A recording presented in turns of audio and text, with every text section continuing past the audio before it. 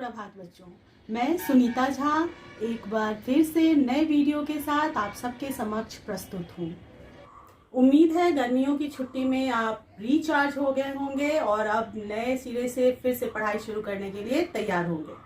तो आज हम लोग नए पाठ की शुरुआत करते हैं और इस पाठ का नाम है सर्वनाम। सर्वनाम जब आप 2 में थे या 1 में थे तब से पढ़ रहे हैं, लेकिन मैं इसे और विस्तार से अभी आप लोगों को बताऊंगी। चलिए शुरू करें। तो सर्वनाम, जैसा कि हम लोग इसकी परिभाषा अच्छे से जानते हैं और आप सबको, मुझे उम्मीद है सबको याद भी होगा। संज्ञा के स्थान पर प्रयुक्त होने वाले शब्द सर्वनाम कहलाते हैं, जैसे हम, यह, वो आदि। बच्चों, हम हर वाक्य में किसी भी एक नाम को दोहरा नहीं सकते हैं।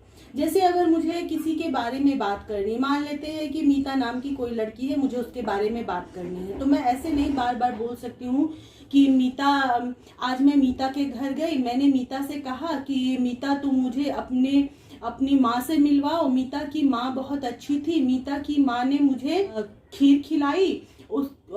फिर मैं और मीता निकल के बाहर आए, बाहर से फिर मैं और मीता दोनों मिलकर पार्क में गए, फिर मैं और मीता मिलकर खेलने लगे। बार बार इस तरह से मीता का बुलाना तो सही नहीं लगता। जब हम इसी बात को इस तरह से कहते हैं कि मैं आज अपनी दोस्त मीता के घर गई, वहां मैंने उससे कहा कि मुझे तुम्हारी माँ से मिलना है, उसने अपनी माँ से मुझे मिलवाया, उसकी माँ बहुत अच्छी थी, उन्होंने मुझे खीर खिलाई और वो खीर बहुत ही स्वादिष्ट बनी थी। फिर मैं और मीता घर के बाहर आए और वहां से हम दोनों मिलकर पार्क में घूमने गए, वहां पे हमने बहुत सारे खेल भी खेले। अब यहाँ पर मीता के जगह पर मैंने उसको, उससे, उसकी जैसे या हम दोनों जैसे शब्दों का मैंने प्रयोग किया। तो ये शब्द आए मीता या उसकी माँ के जगह पर। तो ये शब्द यानी कि मीता जो एक संज्ञा शब्द है, इसको रिप्लेस करता है, यानी कि अपनी जगह से हटाकर मीता की जगह पर ये स्थापित हो जाता है। तो इसी चीज को कहा जाता है सर्वनाम। बच्चों, जैसे कि ये पेन है, पेन के साथ अगर मैं ये स्केल रख दूं तो ये 7 हुआ, लेकिन हमने यहाँ पे क्या कहा है, संज्ञा के स्थान पर, यानी जब पेन को हटाकर मैं स्केल को रखूं तो मैं कहूंगी कि पेन के स्थान पर स्केल रखा गया है। बिल्कुल उसी तरह संज्ञा जब भी होगा, यानी कि जैसे यहाँ पे है राम दौड़ता है, तो राम को हटाने के बाद ही हम सर्वनाम का प्रयोग कर सकते हैं। राम के साथ साथ कभी भी सर्वनाम प्रयोग नहीं होगा। या बच्चा दौड़ता है, तो जब बच्चा हटेगा, बच्चा एक संज्ञा शब्द है, इसकी जगह पे हमें वह दौड़ता है या यह दौड़ता है लिखना होगा।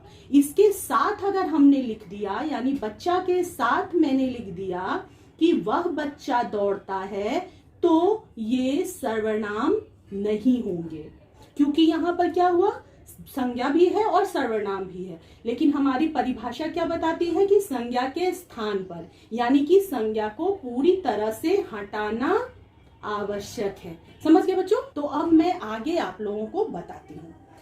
सर्वनाम को 6 भागों में बांटा गया है। पहला है पुरुषवाचक सर्वनाम, निश्चयवाचक सर्वनाम, अनिश्चयवाचक सर्वनाम, प्रश्नवाचक सर्वनाम, संबंधवाचक सर्वनाम और आखिरी निजवाचक सर्वनाम। पुरुषवाचक सर्वनाम के 3 उपभेद भी हैं। ये तो भेद हैं, और इसके यानी पुरुषवाचक सर्वनाम के 3 उपभेद भी हैं। एक उत्तम पुरुषवाचक, जिसको प्रथम पुरुषवाचक भी कहते हैं, और इंग्लिश में इसे फर्स्ट पर्सन कहते हैं। उसी दूसरा है मध्यम पुरुषवाचक, जिसे इंग्लिश में सेकंड पर्सन कहा जाता है, और तीसरा है अन्य पुरुषवाचक, जो इंग्लिश में थर्ड पर्सन के नाम से जाना जाता है। चलिए बच्चों, बारी बारी से हम लोग इस सारे भेदों के बारे में जानते हैं, साथ ही इन उपभेदों के बारे में भी कि आखिर ये है क्या। तो पुरुषवाचक सर्वनाम, जो सर्वनाम शब्द वक्ता यानी बोलने वाले, जैसे मैं अभी आप लोगों से बात कर रही हूं, तो मैं हुई वक्ता, बोलने वाली, श्रोता, सुनने वाले, आप मेरी बात को सुन रहे हैं, तो आप सब क्या हुए, श्रोता, तथा अन्य बारे में बात की जा रही है। लेकिन मैं अगर आपसे बात करूं किसी तीसरे के बारे में, जैसे मैं बात कर रही हूं आपसे आपके दोस्त के बारे में, वह खेल रहा था, वह पढ़ने में अच्छा है, वह बहुत समझदार है, वह बहुत नटखट है, तो ये चीजें वह जो है वो कहलाता है अन्य, यानी कि जिसके बारे में हम बात कर रहे हैं, यानी वक्ता और श्रोता आपस में जिसके बारे में बात कर रहे हो, तो वो कहलाते हैं पुरुषवाचक सर्वनाम, जैसे मैं, तुम, वे आदि। इनका मैंने बताया कि 3 उपभेद हैं। पहला है उत्तम पुरुषवाचक, जिसको फर्स्ट पर्सन कहते हैं, वक्ता के लिए, यानी जो बोल रहा है, अभी मैं बात कर रही हूं, तो ये मैं क्या हुआ, उत्तम पुरुषवाचक। हम क्या होंगे, उत्तम पुरुषवाचक। अब मैं के जितने भी रूप हैं या हम के जितने भी रूप हैं वो सब हो जाएगा उत्तम पुरुषवाचक, जैसे हमारा, हमसे, हम में, हम लोग, हम दोनों, ये सारे हो जाएंगे उत्तम पुरुषवाचक। उसी तरह है मध्यम पुरुषवाचक। मध्यम पुरुषवाचक एक यानी सेकंड पर्सन, जिससे बात की जा रही हो, जो यानी आप लोग, आप, तुम लोग, तुम्हारा, तुमसे, तुम में, ये सब क्या हो जाएंगे, मध्यम पुरुषवाचक। उसके बाद है अन्य पुरुषवाचक, जिसके बारे में बात की जा रही हो, वह बहुत समझदार है, वह बहुत नटखट है, तो यहाँ पे वह जो है वो क्या कहलाएगा, अन्य पुरुषवाचक। यानी जब मैं और आप बात कर रहे हो किसी और के बारे में, तो उसके लिए हम लोग कौन कौन से सर्वनाम प्रयुक्त कर सकते हैं। जैसे उनका घर बहुत अच्छा है, तो ये उनका क्या हुआ, ये भी हुआ अन्य पुरुषवाचक। उसने, उनका, उन्हें, उनसे, उन लोगों ने, वे, वो, ये सब क्या हुए, अन्य पुरुषवाचक। समझ गए बच्चों, यहाँ तक तो किसी को परेशानी नहीं होनी चाहिए। मैंने एक उदाहरण वाक्य लिखा है जिसमें तीनों उपभेदों को, पुरुषवाचक के तीनों उपभेदों को प्रयुक्त किया है। ध्यान से देखिएगा, ऐसे वाक्य आप लोग भी 1 या 2 जरूर लिखेंगे। इस पूरे बोर्ड में मैंने जो भी लिखा है ऐसे ही मार्जिन खींचकर आप इसको लिखेंगे, और उदाहरण 1-2 आप अपने तरफ से बनाकर जरूर लिखेंगे, ताकि आपके भी समझ में आ सके। जैसे मैंने यहाँ लिखा है, मैंने तुम्हें उसका पता बता दिया। तो मैंने कौन है, यानी कि मैं जो बोल रहा है, वक्ता, उत्तम पुरुषवाचक। तुम्हें जो सुन रहा है, यानी मध्यम पुरुषवाचक। उसका, जिसके बारे में हम बात कर रहे हैं, यानी कि अन्य पुरुषवाचक। अब आगे बढ़ते हैं और जानते हैं अगले भेद के बारे में, यानी निश्चयवाचक सर्वनाम के बारे में। निश्चय का मतलब ही आप जानते हैं, किसी चीज के बारे में निश्चित तौर पे बताया जाता हो, वो यानी डेफिनेट प्रोनाउन, यानी ऐसी सर्वनाम जिसके द्वारा निश्चित व्यक्ति, वस्तु या स्थान का बोध हो। ये सर्वनाम बच्चों संकेत के रूप में किए जाते हैं। जैसे यह लाल कलम है, जैसे मैं किसी चीज के बारे में बता रही हूँ, जैसे यह मेरी कलम है, तो इस कलम के बारे में मैंने इशारा किया। वह तुम्हारा घर है, वह जो है वो घर के बारे में इशारा कर रहा है कि वो घर तुम्हारा है। बच्चों आप सोच रहे होंगे कि वह तो हमने पुरुषवाचक सर्वनाम में भी पढ़ा है और यहाँ भी है, तो हम कैसे जानेंगे इसमें अंतर। तो बच्चों जब हम बात कर रहे हो कि वह खेल रहा है, या वह दौड़ रहा है, या वह पढ़ रहा है, या वह अच्छा लड़का है, तो यहाँ पर मैं उसके बारे में बात कर रही हूँ। लेकिन जब मैं ये कहती हूँ कि वह पेन मेरी है, तो यहाँ पर क्या हुआ, मैं उस पेन की तरफ इशारा कर रही हूँ। तो जब हम किसी चीज के बारे में इशारा करते हुए निश्चित तौर पे बताते हैं, तो वो कहलाते हैं संकेतवाचक सर्वनाम। इसको निश्चयवाचक सर्वनाम, इसे संकेतवाचक सर्वनाम के नाम से भी जाना जाता है। ठीक है बच्चों, कोई दिक्कत नहीं होगी। आगे बढ़ते हैं अनिश्चयवाचक सर्वनाम। तो जहां निश्चयवाचक का मतलब किसी चीज के बारे में विश्वास से निश्चित तौर पे कहा जाता हो, वहीं अनिश्चयवाचक सर्वनाम में जब किसी चीज के बारे में आप निश्चित तौर पर नहीं बता सकते, वो कहलाते हैं अनिश्चयवाचक सर्वनाम। जैसे मान लीजिए आप किसी दुकान में गए और वहां पे आपको अपने मित्र के लिए, अपने दोस्त के लिए एक तोहफा खरीदना है, गिफ्ट खरीदना है, तो आप अगर पहले से तय करके जाते हैं कि मैं अपने दोस्त को बैट दूंगा, या मैं अपने दोस्त को वाटर कलर दूंगा, या मैं अपने दोस्त को बॉल दूंगा, तो आप तय करके जाते हैं। आप जाते ही दुकानदार को कहते हैं कि मुझे वह दिखाइए। वह क्या, वहां पे अगर दुकान में दिख रहा हो गेंद या बैट, तो आप सीधे उसकी तरफ इशारा करते हैं कि मुझे वह दिखाइए। तो ये हो जाता है निश्चयवाचक सर्वनाम। ठीक है, लेकिन जब आप निश्चित तौर पे नहीं बता सकते कि आपको क्या खरीदना है, आपने अभी तक डिसाइड नहीं किया, तो आप दुकान में जाके क्या करते हैं, आप वहां कहते हैं कि आप मुझे कुछ दिखाइए मेरे दोस्त को के तोहफे के लिए। तो ये कुछ जो है यानी कि आप निश्चित तौर पे नहीं कह सकते कि क्या चाहिए आपको। फिर आप कुछ भी मांगते हैं, हो सकता है वो कुछ आपको किसी अच्छी सी बुक दी, कोई अच्छी सी किताब दिखाई जाए, या उस कुछ के लिए आपको कोई पेन का सेट दिखाया जाए, या उस कुछ के लिए आपको ढेर सारे बॉल या खिलौने गाड़ी दिखाई जाए, या कुछ भी दिखाया जाए, कुछ भी हो सकता है। तो ये अनिश्चित होता है, ये कहलाता है अनिश्चयवाचक सर्वनाम। जो सर्वनाम निश्चित वस्तु, व्यक्ति या स्थान का बोध नहीं कराते उन्हें अनिश्चयवाचक सर्वनाम कहते हैं। जैसे तुमने कुछ खाया, मुझे बहुत भूख लगी है, कुछ बना दो। तो ये कुछ क्या है पता नहीं। बर्तन में कुछ गिर गया, कुछ क्या हो सकता है, कुछ भी हो सकता है कि गंदा भी गिर सकता है, हो सकता है कंकड़ भी गिरा हो सकता है आपकी पेन गिर गई हो, या कुछ भी हो। बाहर कोई खड़ा है, तो ये कोई क्या है इसके बारे में आप निश्चित तौर पे नहीं बता सकते। तो ये सब क्या हो गए कि ये सब अनिश्चयवाचक सर्वनाम हो गए। ठीक है बच्चों, आगे बढ़े। प्रश्नवाचक सर्वनाम। प्रश्न से तो आप लोग समझ गए होंगे कि कोई भी प्रश्न किया जाता है तो वो प्रश्नवाचक सर्वनाम। लेकिन ध्यान रहे बच्चों कि कोई भी प्रश्न सर्वनाम नहीं हो जाता, हर प्रश्न सर्वनाम नहीं होता। जिन सर्वनामों से किसी व्यक्ति, वस्तु या स्थान के बारे में प्रश्न पूछे जाते हो वे प्रश्नवाचक सर्वनाम कहलाते हैं। जैसे प्रश्न यहाँ पे लिखा है मैंने, कौन खड़ा है। आपका दोस्त खड़ा हो सकता है, भाई खड़ा हो सकता है, राम खड़ा हो सकता है, मोहन खड़ा हो सकता है। तो दोस्त, भाई, राम, मोहन ये सब संज्ञा शब्द हैं।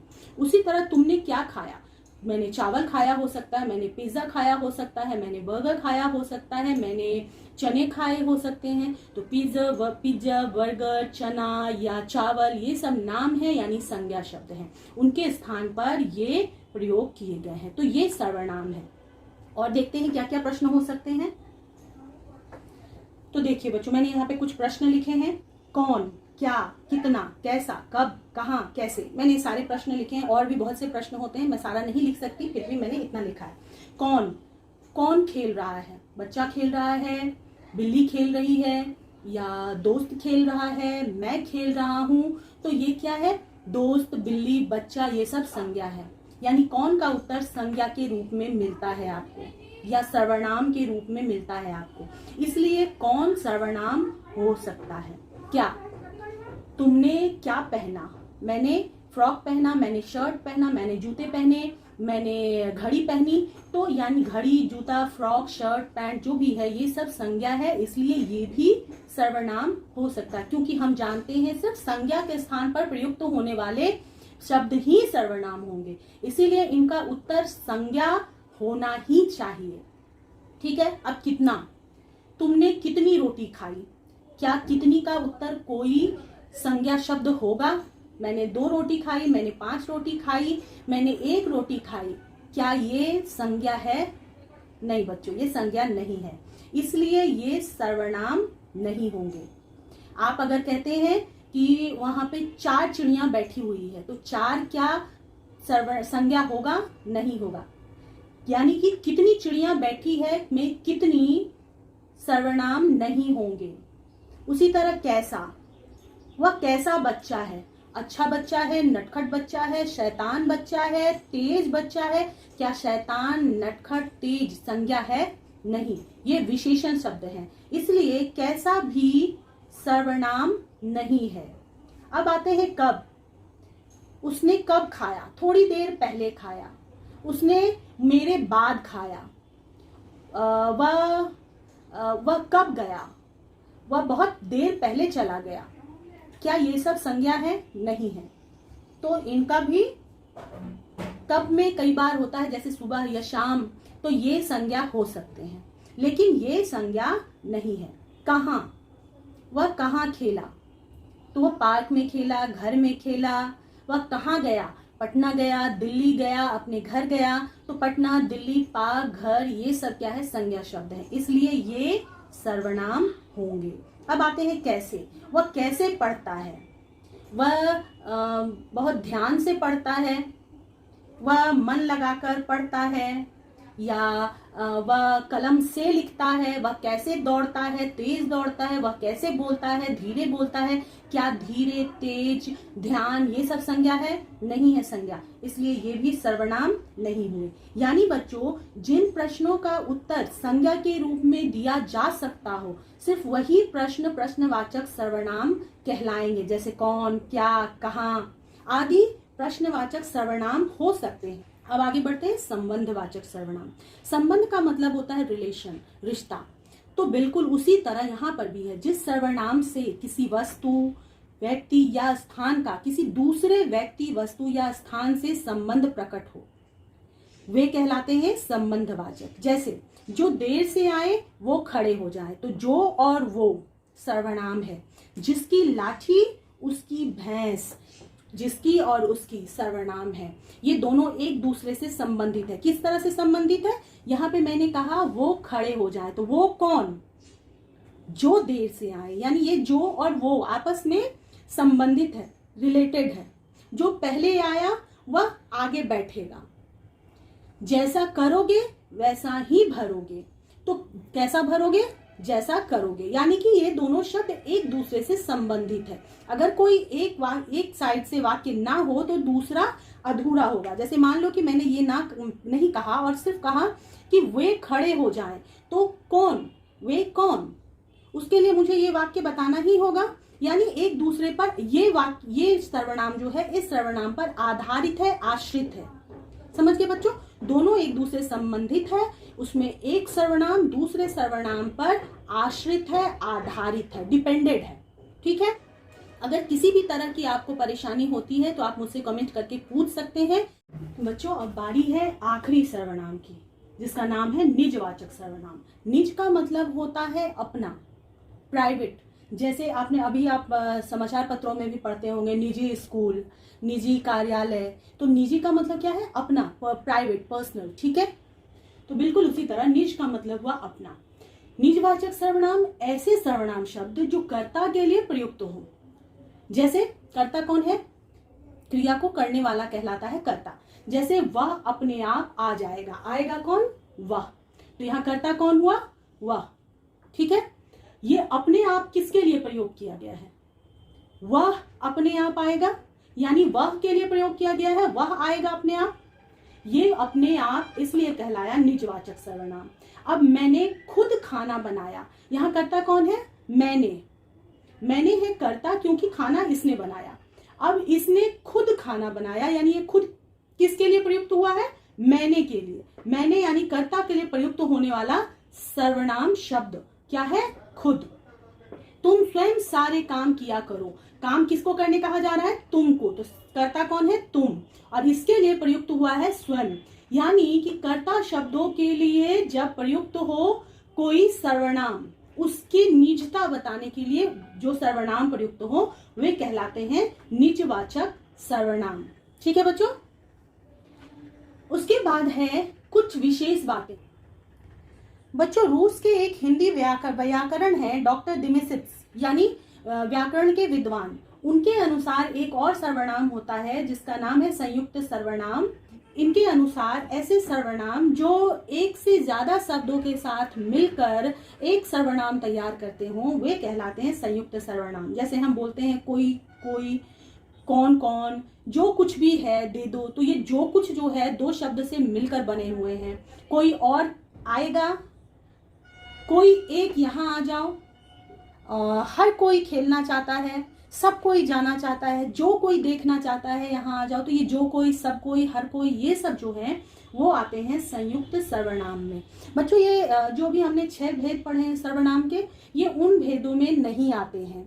अब अगला है सर्वनाम शब्दों में बदलाव कैसे आता है। जैसा मैंने आप लोगों को जब वर्ण विचार पढ़ाया था तभी बताया था कि सर्वनाम शब्द विकारी शब्द है, यानी कि इनमें विकार पैदा होता है, बदलाव पैदा होता है। तो इनमें बदलाव कैसे आते हैं, किस वजह से आते हैं, ये जानना आवश्यक है। सर्वनाम शब्दों में कारक और वचन के कारण बदलाव आते हैं। वचन तो आप लोग जानते हैं, एक से बहुवचन होने पे बदलाव आ जाएगा। जैसे मैं, हम हो जाते हैं। जैसे मेरा, हमारा हो जाएगा। जैसे तुम लोग हो जाओगे।